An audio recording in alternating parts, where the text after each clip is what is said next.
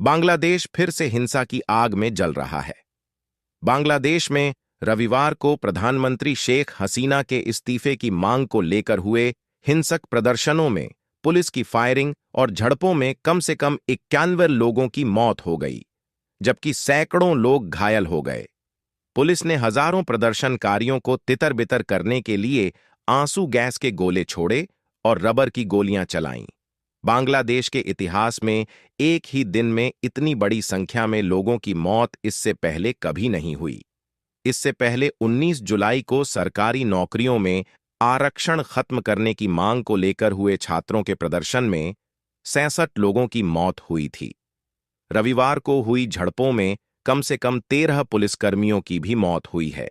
इस बीच बांग्लादेश की शेख हसीना सरकार ने रविवार शाम 6 बजे से देश में अनिश्चितकालीन कर्फ्यू का ऐलान कर दिया। पिछले महीने शुरू हुए मौजूदा प्रदर्शनों के दौरान सरकार ने पहली बार ऐसा कदम उठाया है। इसके साथ ही सोमवार से 3 दिन के आम अवकाश का भी ऐलान किया गया है। बांग्लादेश में कर्फ्यू लगा दिया गया है और इंटरनेट सेवा को सस्पेंड कर दिया गया है। इस बीच भारत ने रविवार रात बांग्लादेश में रह रहे अपने सभी नागरिकों को पड़ोसी देश में हिंसा की ताजा घटनाओं के मद्देनजर अत्यधिक सावधानी बरतने और अपनी आवाजाही सीमित रखने की सलाह दी। भारत ने नया परामर्श जारी कर अपने नागरिकों से अगले आदेश तक बांग्लादेश की यात्रा नहीं करने के लिए कहा है। बांग्लादेश हिंसा पर भारत भी अलर्ट।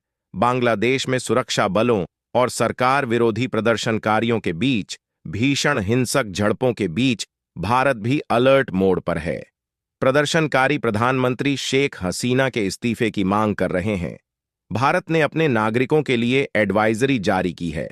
भारतीय विदेश मंत्रालय ने परामर्श में कहा, वर्तमान घटनाक्रम को देखते हुए भारतीय नागरिकों को अगले आदेश तक बांग्लादेश की यात्रा न करने की सख्त सलाह दी जाती है।